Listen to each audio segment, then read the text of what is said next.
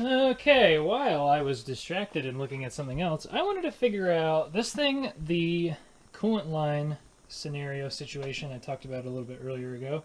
This is the coolant line. I was trying to figure out if I have through turret coolant, and I want that because I'm cutting mostly stainless and titanium does not like to get hot. So, the factory setup, which I think I've shown a couple times, I'm not going to show it again, is a bandage fix that doesn't look very good. So I came back here and I'm trying to figure out where maybe the turret would get coolant from, and I'm looking over here and I noticed this manifold block, and I didn't even notice this, but there's a hose sitting right here with no hose to it, and if you take a gander inside said hole, let's see if we can get light on there, notice there's rust in there and a little bit of sealant. So this actually made me excited rather than not excited, because that is probably a coolant line. And the fact that there's sealant in there means there was a hose traveling to said coolant line. I wish I had my braided hose from the factory, but you can't have everything. So what I'm doing is I'm taking the line off. It goes up and to this these tapped holes in the casting. And I'm gonna guess this is where the coolant goes to into the turret. And yeah, so I'm going to take this off. I'm going to confirm that there is in fact rust on the other side, which would mean there is some sort of water-soluble chemical that was in this at one point. And then what I'm going to do is probably tomorrow is take the back cover off the turret. We'll have to do the thing where we move the control panel out and see about if losing my train of thought. Take that back cover off the turret and see if it's just something really obvious. These guys, their fixes were on the scale of, oh, it's broken and let's just bandage it. So luckily they're not big problems. They're just they're lazy. You know what I mean? They're not. There hasn't been anything major I found. Just the small stuff. I mean, this is pretty big. I'm guessing what happened is either it plugged up or it started leaking around the turret or something, and they just said, F it, we're gonna make our own coolant line fix, and they created that monstrosity that's over by the spindle. I mean, if it's stupid and it works, is it really stupid? But no, but when you're a full-time production shop and you have the money to fix a problem and you don't, I mean, what do you say about that? Anyways, I'm going to pull this line off, and I'm going to take a peek in there, and I don't know, we'll go from there. Alright, here's the end of the line that's at the turret, and if you can see that white stuff that's in there, see that? That is rust. That is corrosion. That is actually a great sign, because that means, that confirms our suspicions that that is most likely a coolant line.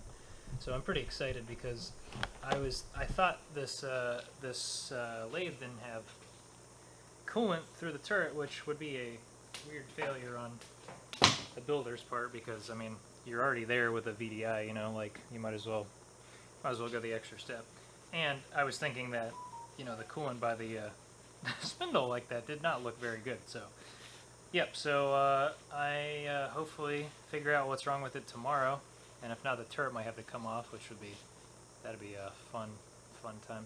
But all part of the experience, Alright, I got the turret moved in the appropriate location. I'm gonna move that one bolt that's up there, and I'm gonna hinge this entire panel out of my way.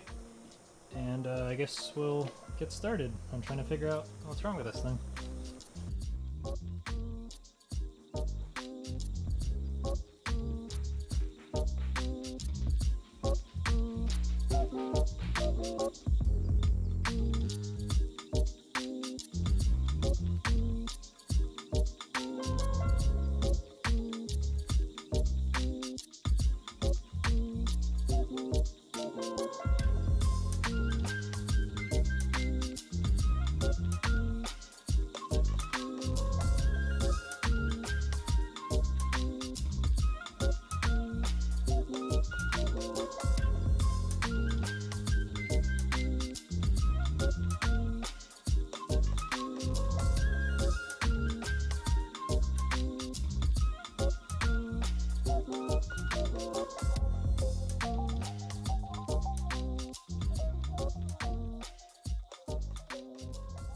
Alright, as you can tell, that's kind of an involved process, and I don't necessarily want to put the entire weight.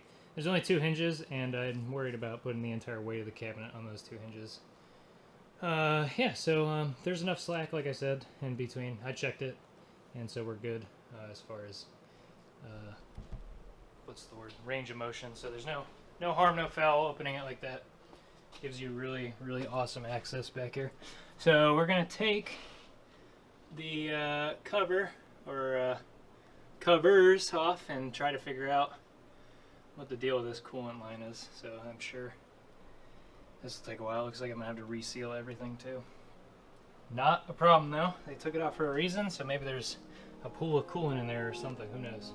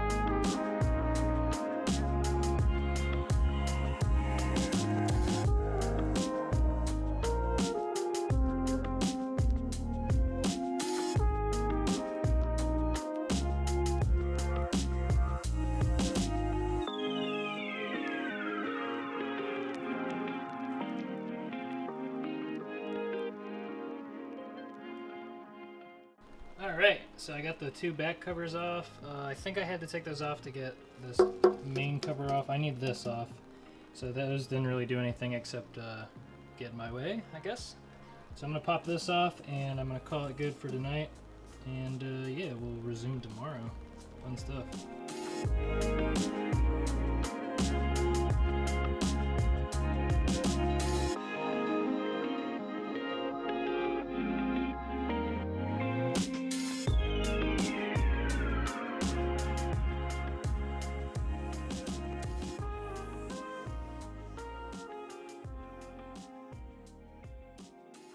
Many good people get to see the inside of a tool turret. Oh Jesus! Okay. Well, unfortunately, it doesn't get me what I want. But it's belt driven. That's interesting. That must be the positional thing. There's a sensor there. Sorry, I'm wearing a headlamp, so it looks weird. Interesting. 2 motors. That's what do I do that? I wonder if the VDI, they're on specific locations and run off something. This is quite informative, if you will. I've never seen this. Been in one of these, so unfortunately our coolant line is over here, and as you can see, there's no viewing of it. So yeah, that's kind of annoying. Good afternoon, fantastic people. Welcome to the continuation of this. So, obviously there's been a bit of time between what you saw last and this, but my dad was over helping me take this turret off, so that was the deal, I guess. That's why you didn't see anything, so yeah. What did I talk about last? I'm not too sure. Basically, we pulled the turret off. I learned how to take those VDI 40 tool holders out. Interesting experience. Learned how to take those out. Took those out with the, took them all out. Then the turret itself, at least the tool block portion of it, has these bigger bolts right here that excuse me, go like, see, this is a big bolt. And then if you look down here, there's a smaller one right here. So supposedly behind the smaller ones, there's these alignment pins, and it's got a cap, and you look down in the hole, and it'll show an alignment pin. And I'm guessing the alignment pins are used from the factory to align the thing, rough align the turret for manufacturing. So we pulled the caps, and I'm looking in the alignment pin holes, and I'm like, I don't see any pins. Like, it's not, they don't look like pins, it looks like bores. So, you know, and I'm a practical machinist, and there's a lot of talk about should you take a turret off with the pins installed or not, and I'm like, well, it doesn't really matter because there's no pins in here to break. And then I saw another video about a guy adjusting one of these, so we were pretty confident that there were no pins in this thing. So we undid all the bolts, had it hooked to the hoist, and we put these blocks in so I could have a little bit of leverage hammering in different areas with a rubber mallet, because it's obviously a very tight, close fit around this what do you call it? I don't know, face. It, you know, rides right here, so there's obviously a really close diameter fit. So you kind of got to wiggle it. You know, it's like a bearing, basically, kind of. So what we found out was, well, the long of this pin story is this turret did in fact have alignment pins, but it only had 2. So if you look at the back, this thing's actually really heavy.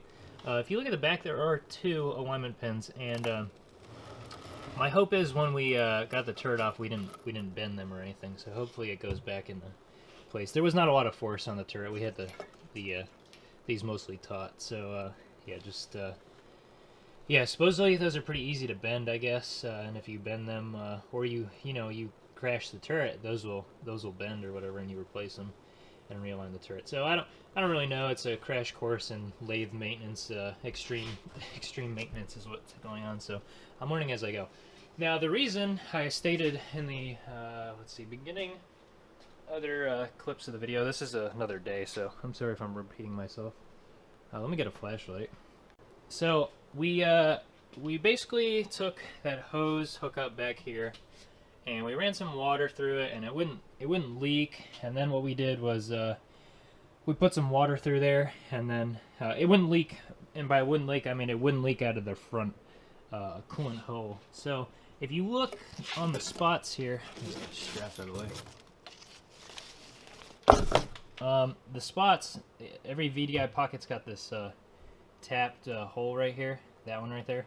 That's the coolant nozzle. So every time the tool turret spins to position, what would be the cutting position, which is down here, it'll line up with this, what do you call it? This nozzle. This is called a nozzle in the parts diagram. This thing right here. And basically, this nozzle rides up along the back of that turret ring, and it'll align with tool 1, or whatever tool is in this position. Not 1, but whatever's in this position. Because this does not turn. This is a stationary object. And it'll spring against that faceplate, and it'll seal, and it'll drive coolant through to the back of the turret. That was a really terrible description. I'm sorry. Let me jack this up, and I'll kind of reiterate what I just said. Okay. Alright, let me try this again.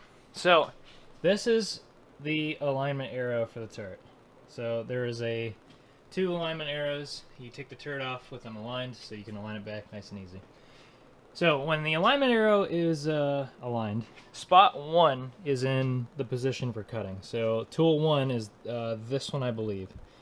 So, alignment arrows are lined up. You got tool 1 called. Now, on the back of the turret, in pocket 1, let me double check which one that one is. Should be this one. There is a hole right here. This is the coolant hole, and if I can get the camera to focus on the thing that's right in front of it. Okay.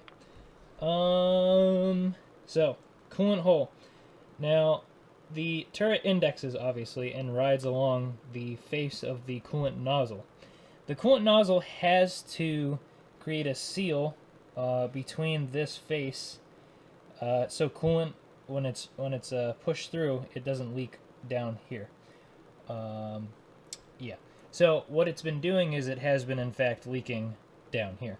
Now, if you look at the contact patch, it looks pretty decent, honestly. It's pretty equal all the way around. Maybe a little more contact on the bottom. That's probably a better thing. You'll notice that the holes have many chips in them, and you can probably look at every single hole and notice that every single one of these has a ton of chips in them. Not that one. But my point is, really this one's the worst. My point is, if chips get in here, they will eventually get blocked up. The nozzles on a lot of the VDI holders I've noticed are very small. Let me see if I can find an example. Let me, hold on. Here's a good example. See this blue guy right here? That's one of the VDI nozzles. So that's a very narrow passage for some stringy chips to get caught into. What'll happen is it'll back that channel up the block, and alright, back to the block, and it will block it'll block up. It'll come back to here, and pretty much the weakest point in this entire system will be that plastic, that nozzle that rides along here. So when we took the turret off, and the whole reason we took this off was to fix this coolant issue, there was a wad of chips packed right under the nozzle, and you can see there's still some left, and we cleaned a bunch of it up. But I assure you there was a lot of chips, like, packed up into the corners of the nozzle. Now, there is a spring behind this nozzle that is supposed to put pressure against the back of the plate so it creates a seal. I'm guessing the coolant system they were running has no filter, and based on the holes they were drilling in the coolant tank because of clog up, they were not doing their proper maintenance. So what was happening was the pump was picking up chips, flowing chips through these tiny orifices, and chips started to build up inside the coolant system. Eventually finding the weakest point, which ended up being here, that caused it to start leaking down the ring right here. It would flow right under here. Right here. You can see there's liquid dripping down. That's the test we were doing. So it'd flow right here, and I assure you under pressure, it would have been quite the waterfall downwards and not out the tool. So in response to that, instead of taking the day or two to fix the problem, they just unhooked it and ran this beautiful coolant system, which is not beautiful whatsoever. So that's where I'm currently at. I am going to attempt to remove the nozzle. Based on the parts diagram, it should only be this nozzle and the spring. So this thing should actually have sprung out, and it's either damaged, wallered, like spread out basically, so it can't come out, or there's chips packed around the OD of this nozzle. And you're not going to be able to tell, or maybe you can. Let's see if I can get light in there. No, you're not really. The nozzle is only, maybe right there. The nozzle is only a 1/4 inch long, deep. So see the color change right where those chips are? That's metal, and it's either the spring or the spring is behind it. And you're not going to be able to see the spring on camera, but I can see some sort of swirly type material, so I'm guessing that is the spring. So I'm going to see if I can pull this out gingerly, and I might have to remake one of these. I have some plastic that I think matches this. I'm not sure what plastic this is. Maybe it's what do you call it? PTFE? What is that? Teflon? Or whatever. Or maybe, I don't know. I'm not a plastic guy. I haven't machined much plastic. So luckily it looks like a pretty simple part, I'm hoping. So we should be able to actually make one on the mill. But yeah, I'm going to get this apart, and we'll kind of go from there. But, I mean, overall, thing doesn't look too bad. There's some, there's a little bit of rust, and I'm guessing that's because of coolant getting back here. But it seems to be pretty superficial. Yeah, it's definitely superficial. So that's a really good sign. So, yeah. Also, the O-rings look good. That I can tell on the back of the plate here, right here.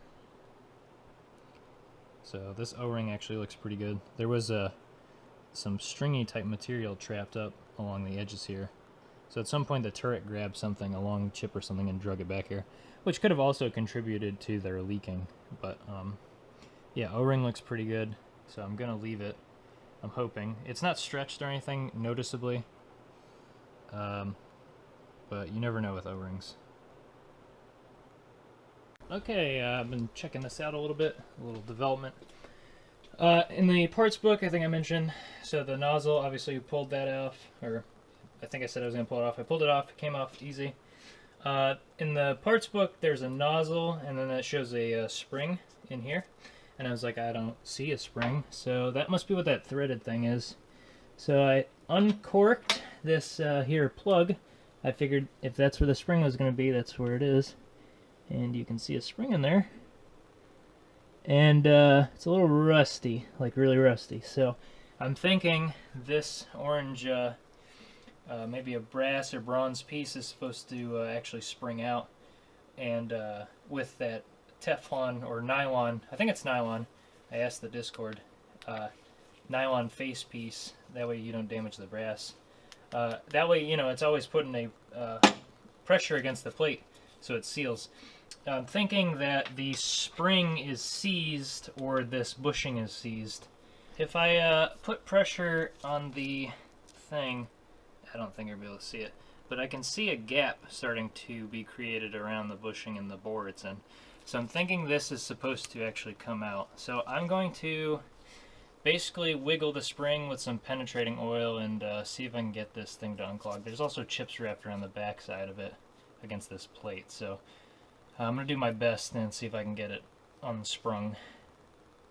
Okay guys, awesome development. So I'm looking at the spring I showed you, and I'm trying to get this thing out, and I'm like, man, I have really no way to, like, I don't want to grab the front of this because I'm not sure if I'm going to be able to remake whatever this is. I can definitely make the nylon piece on the mill, but I don't want to damage this, and I don't have this material here. So I'm like, I wish I could get behind the spring, and then I had this thought. I was like, well, maybe there's a hole behind the spring, and luckily, I didn't see this before. There's, in fact, a cap screw back there. See it? Perfection. It doesn't get better than this. Thank you, Koreans, for whoever engineered this thing. Yeah, okay. I'm going to pull that off, and hopefully I can get the spring out the back. And I should be able to, hopefully, drive like a brass punch or something behind this thing and pop it out gently. You know, so we'll see. Alright, I just pulled the spring in question, and it's actually in super good shape. No rot on it. It's just got residual rust from the other places. It's still very springy. I actually wanted to spring out when I took that nut out. So this isn't frozen. So that's a really good sign, actually, because springs are hard to find. At least the other piece is machinable, you know, locally anyways, by yours truly. So that's a good sign. I'm going to try to start driving out the nozzle if I can, and yeah, so far so good. Okay, so I'm watching the Rover live stream right now. That's you can date me like that. All right, so essentially, imagine we're inside the turret. This spring sits on the back of this nozzle body here, and then you can call this like the nozzle itself or the face of the nozzle, and this goes in here like that. So I'm guessing it's a brass type material, so it doesn't rust. And it's got an O-ring, and obviously it wants to be able to slide in the channel it's sitting in using the spring pressure. So when the turret indexes, this is going to, I'm guessing, this is always preloaded against the face of the back of the turret. So as the turret rotates, like imagine the turret is stationary and this is rotating, there's always pressure against this nylon bushing. So obviously, if you had chip buildup or something, eventually it would overcome the spring pressure and start pushing around this bushing and start flooding outside the turret, which is what I imagine happened. So this was also frozen backwards. It wouldn't move, and from what I can tell, where I was showing you guys, that's its farthest position forward. Like, you can't drive it farther forward anymore. These were the threads I was talking about, but I ended up getting it free. So what I'm going to need to do is probably mill a new one of these. I don't obviously have a running lathe to make one of these, but I have nylon material. Luckily, I saved some from some of the knife parts, and it's stuck in here. And I'm going to make one because this face is chewed up on here. I don't necessarily know the correct height that this outer shoulder is going to be. I'm going to kind of have to just guess. You know, make an educated guess based on some measurements and hopefully get it right. But I'm going to reassemble all this, grease it up or whatever, and hopefully it lasts a little bit longer. And I'm also going to take the coolant filter off the Haas because I'm not using it because I have that other pre-filter, and we're going to use that on the back of the lathe as a chip filter just in case. I'll also keep up on chip maintenance a lot better than the guys who previously owned it. But that'll keep the bigger chips, big enough anyways, from clogging this system again. Because obviously you don't want to have to be in here every 6 months cleaning up your turret. Yeah, so I'm gonna keep working, but like I said, good progress so far. Alright, so I took some 1200 grit sandpaper and I cleaned up the inside bore. It's not too critical because this rides on an O-ring, so that's the sealing surface is that O-ring, so as long as that's cleaned up. There was some rust on the bottom from water sitting, and then I found out that this is in fact supposed to slide forward, like I was kind of thinking it would, but I was like, okay, went only backwards. Like a little bit of rust formed on a lip inside there, and so that's why it was kind of hard to get it to come forward. But basically, I cleaned up the inner surface there, and I cleaned the OD of this this nozzle body, and now it's sliding really, really good. I don't have a place to put you guys. The camera, I kind of hit the unrecord button, my bad. So, as I was saying, this this pin now slides really easy in and out of here. See if I can get my pinky stuck in here. So it is supposed to slide forward, and that kind of makes sense. That's what I was kind of hoping. But yeah, there we go. No resistance, sliding back or forth in there. So that's going to be awesome. So that's pretty much fixed on that front. Spring and everything's cleaned up. There is an O-ring I just have to put back on here with some, you know, light grease or whatever. And then I am working on the nozzle face, if you will, that rides along the ring, or on the ring. Again, this is what it looks like. It's a little trashed from probably not, you know, chips and everything. So I'm catting one up, and we're going to use some old soft jaws I had, and some nylon. I believe this is nylon. Some guys on the Discord think it's nylon as well. So make a new one of these, probably take an hour or so, and then put it back in, check it, and hopefully reassemble the entire turret, but you know how that stuff goes. Okay, just a quick overview of what I'm going to do. So I use these soft jaws for some tumbling plugs, but so I'm going to take the plug, I cat it up, we'll do all the really important features first, and then we'll be left with some material, and then we're going to flip it over and put it right in the soft jaws here, and then we'll deck it off flat, and we should hopefully have a pretty close plug. So yeah, didn't want to make it too long. Alright, so here's the new one.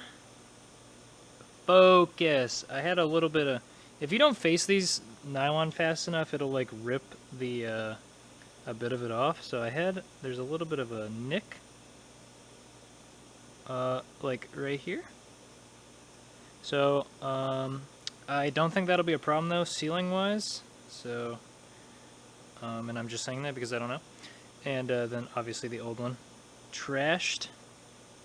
Ooh, cool, huh? Alright, so here's on the nozzle. I made it quite a tight fit on purpose. You don't want it going anywhere. That would be bad. Oh yeah, that's good. That's the good stuff right there. Factory! Factory! Alright, let's install it. Alright, check it out. That is going to work 50 times better. That was definitely the problem, we hope.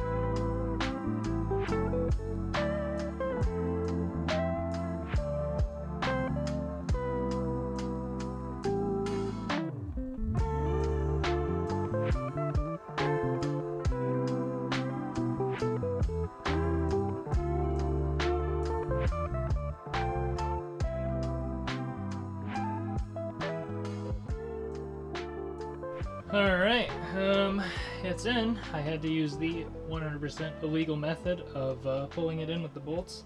I got it a majority of the way, but I had to pull it in basically a 1/16 of an inch. So I'm just thinking that it's probably because of all that grease I put between the two faces. That's probably where my issue lied. I couldn't hit it hard enough with the mallet to compress the grease out of the way. That's my hope, anyways. Hopefully it didn't damage any of those two alignment pins that were in there. But I guess we'll find out when I can align it after a couple hours. So now, what's supposed to happen is, I guess I'll loosen it back up tomorrow and attempt to align it with an indicator, supposedly. I don't really know. I ordered a coax indicator, so that'll actually, that would make it a lot easier, but I still have to do research on how to actually align the thing. But yeah, it's back in. So what I'm going to do is... So I'm going to call this the end of part 1 of fixing my coolant problem on the 15 LMS, the grand jewel of the garage.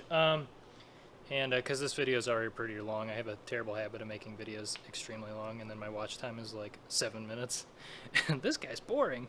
Yeah, okay, so I'm going to cut this here and catch you on the next one, I guess.